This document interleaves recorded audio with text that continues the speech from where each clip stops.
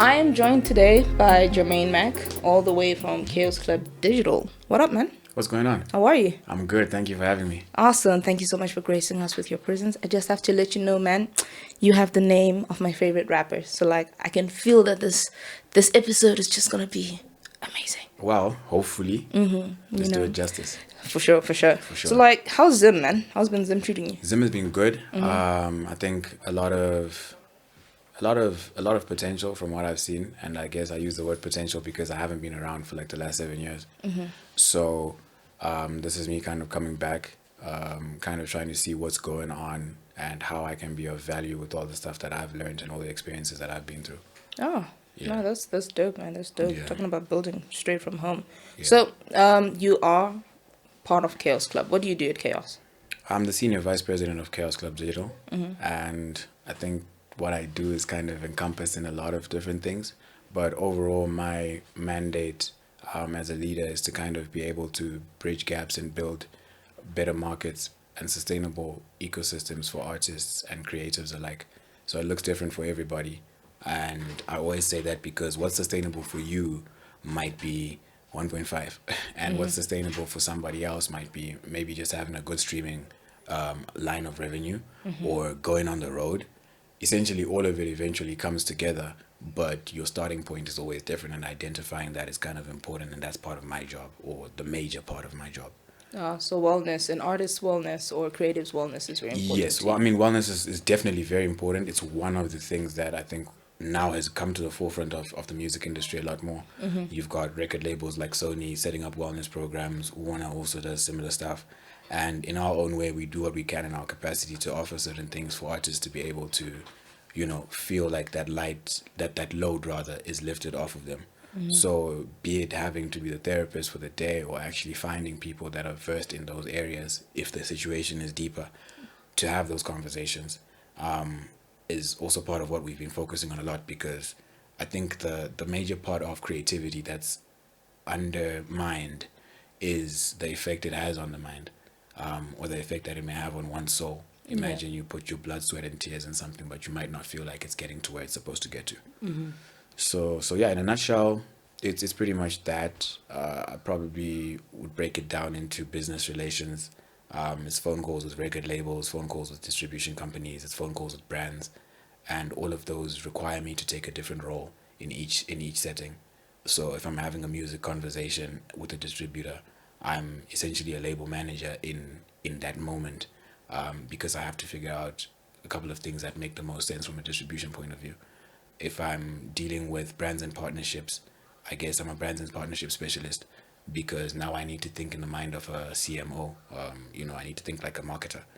And if I'm now dealing with top end business, be it a merger with another company from a record label point of view, such as our partnership recently with The Orchard, I then have to take a position of, I guess, that CEO, SVP position, where I kind of have to look at the business side, the return on investment. Is this going to be fruitful? So it's a lot of different hats and a lot of different positions, but ultimately adapt or die. True. Yeah. True. Because also it seems like you need a lot of airtime because the calls that you'll be making, that's a lot of phone calls. Yeah, right? I mean, we praise God for Wi-Fi now. So it makes it a lot easier. Yeah, for sure, Yeah. for sure.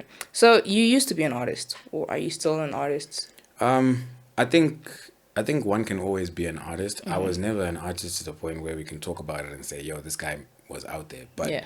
I have the experience of having made music, of having performed music in front of people, of having tried that wave of music. But at heart, I come from a family of choir singers. My grandfather and my grandmother, rest her soul, were in the church choir. So music and singing has been foundational in any way. I then go on to be in multiple different choirs myself in high school. And from that, you try and branch out because you don't want to be a choir boy. Yeah. So it's like, okay, what more can I do with this? What else can I do? And yeah, I remember age 15, somewhere in Eastleigh, going to a Jamaican guy named MacGyver.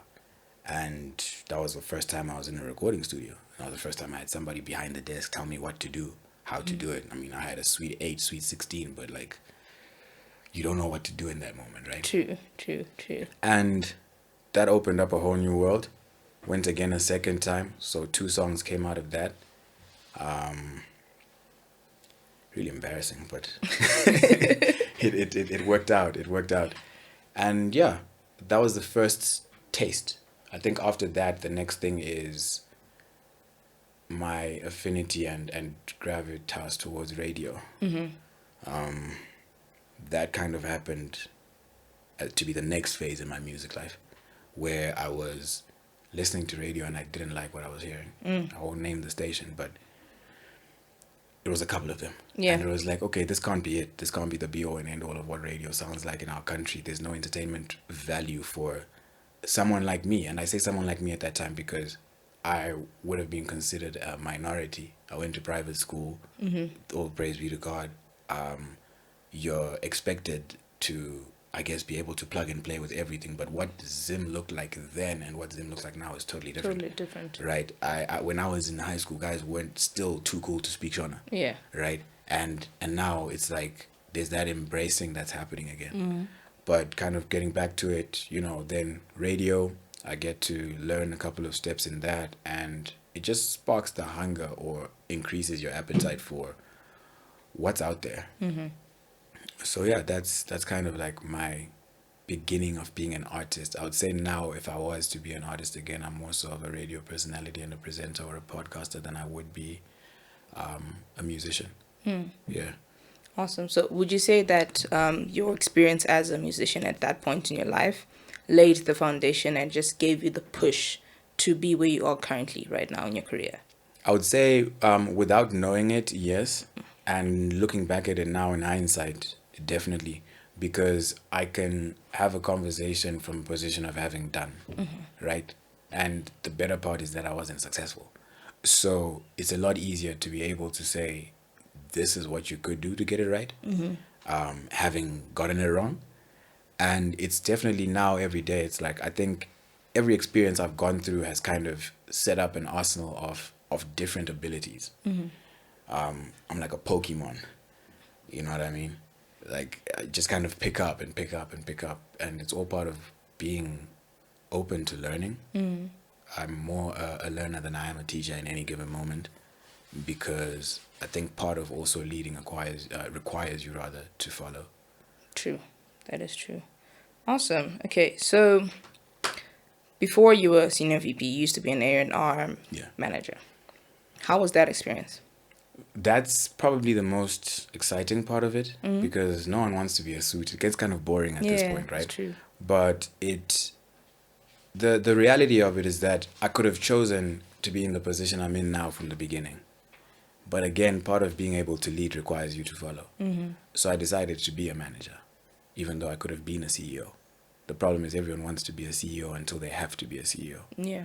So to your question, it was super insightful, because now I'm on the road with the artist. I'm seeing what's going on. I'm understanding the language. Ultimately, it built my network more than I would have been able to build my network as a CEO. As a CEO. Because the minute I'm having a conversation with you, you're going to require a CEO to come and talk to me. Yeah. Right? But I'm just trying to talk to a road manager. I'm just trying to talk to an artist without seeming like I'm selling anything. So it gave me a lot of experience. My first check was very surprising, but it also allowed me to know that you can make money out of this. I think it's very important that we kind of touch on that, because for a lot of people, they just kind of do this thing for exposure or for free for the most part. And the reason we've been having these conversations outside of this podcast at Creative Week, Creative Economy, is to kind of figure out how people can actually get to a point whereby you know your value, and you can earn your keep, right? Yeah. So yeah, my first check was a cool 1,300 rand. And I'll never forget it, because it's like I was being paid from something I love. Yeah. And you will never forget that feeling. I'm blessed enough to be able to be where I'm at now because of the people that I've met. If Blah had never responded to my message or my email, things would have probably looked a lot different. Yeah. And for everybody that did miss those emails, like, what's up? Yeah, true. So shout out to Blah. You know what I mean? You know, he's got a thing for knowing how to pick out little diamonds in the rough. For sure. So shout out to him for that. So, you know, with your experience with music and, you know, where you are currently, would you want to go back to being an A&R manager, or is the suit life for you now? I think ultimately, it's important that I also identify that I'm a business creative.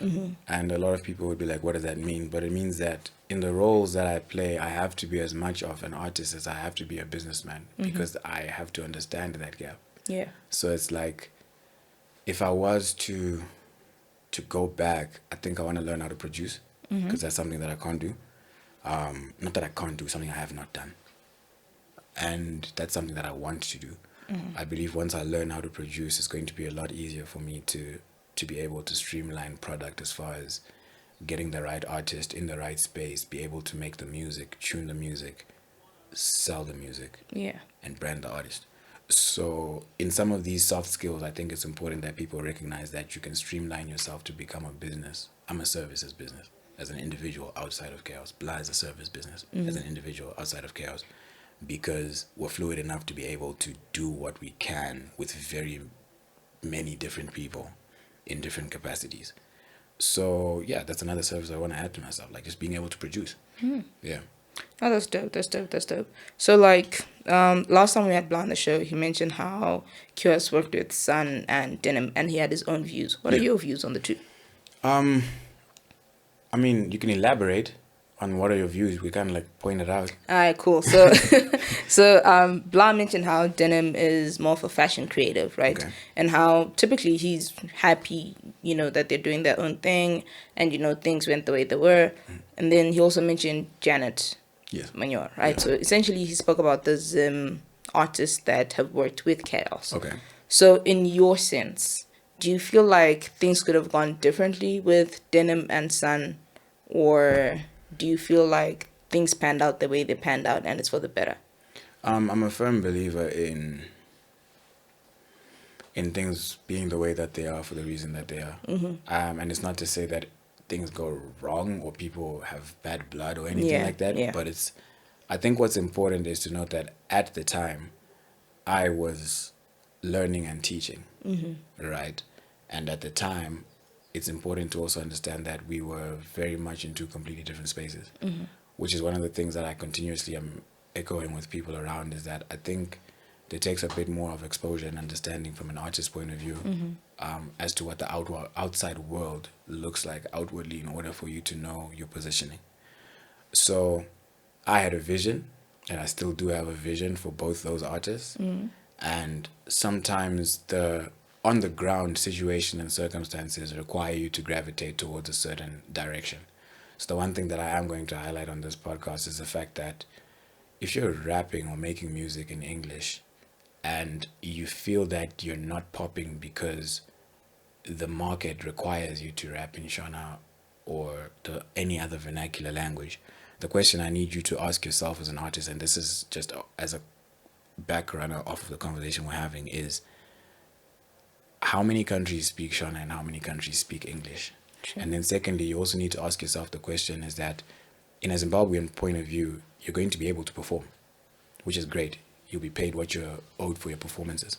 But from a streaming perspective, the Zimbabwean diaspora is big, but it's not big enough for you to actually make a splash in the water. So our aunts, uncles, and cousins, and all our folks all over the world don't make enough of a dent in the music space or market space to be able to allow one artist in Zimbabwe to stream at a high level from that point of view. True. And it's just something that it's more of an encouragement point where it's like, do what you're doing, but also understand that as an artist, you're a brand that has multiple different facets, right? And that's why Drake can make you a really pop record, do an Afro beats record, then do like a really British drill record, right? And all artists want to be like Drake. Yeah. But what's important is understanding as well that there's 15 to 20 years of development in that brand with a very, very impactful and huge team with multiple resources. So circling back to the question and the answer, things have panned out exactly how they're supposed to. And I'm looking forward to what the next chapter looks like for both Chaos Club and those two artists. Awesome. Okay. Enough of the serious stuff. let's dive into some fun stuff. Okay, so last time we had Blan the show, Uh-huh. I'm sure I told you, like I was asking him, what's your favorite artist, favorite places to eat, yada yada yada. But for you, it's gonna be different because you haven't been home in 7 years. Yeah, but you can try me. Okay, okay, cool. Mazoe, is it still the same? So I haven't had Mazoe since I've been here. Ah, Yeah. how? Why? What have you been having? Water. Chet. Water. Yeah, but Servita's dope. I'm about it. You about it? Corn and wheat. Yeah. No corn and banana. Chocomalt. Corn and wheat. Chocolate was a vibe for a while. Then when they changed the formula again, it was just a bit. Too sweet. Yeah, it was a bit too chocolatey. Eh? You also just kind of want to enjoy breakfast without it being a dessert. Without it, yeah, true. Patrick would think otherwise. He's a Servita dude. He says Chocomalt? no, just in general Servita, and it tastes like pudding. Like pudding. Pudding. Okay. Yeah, he's That's big on exciting. that. He's really big on that. But okay, cool. So, favorite artists, like top 5 artists, whether you listen to them here, or you were listening to them back home in SA. Oh, you're still home here, but like back in SA. Your top 5 favorite artists. My top 5 favorite artists. Yeah. Wait, so are you asking region specific or just No, in general in in the general, in world? Zim. In Zim. In Zim. So they could be based in Zim, Okay. or they could be based in the diaspora. Like, for example, you've got Obi Davids is in the UK. Okay. Killing it. I get what you're saying. So Yeah, Zimbabwean artists, Zimbabwean but wherever artists, they but are. wherever they are. Ooh, that's exciting. Okay, cool. So definitely Denim with Sun. Yamikani. Ishe. One more, right?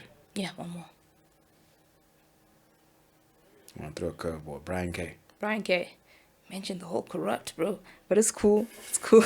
It's cool. It's cool. No, but it's not so much. I guess it was from a how I consume music is really from a what do I feel like could be next on a world stage. And it's a bunch of different things that I look out for. So those ones. But if I'm to give you another list, like you've got your populars, your Volts JTs, then you've got people that maybe some people don't listen to, like a Dingo Duke. I rock with that. Indigo Saints is dope, It's crazy. right? It's dope.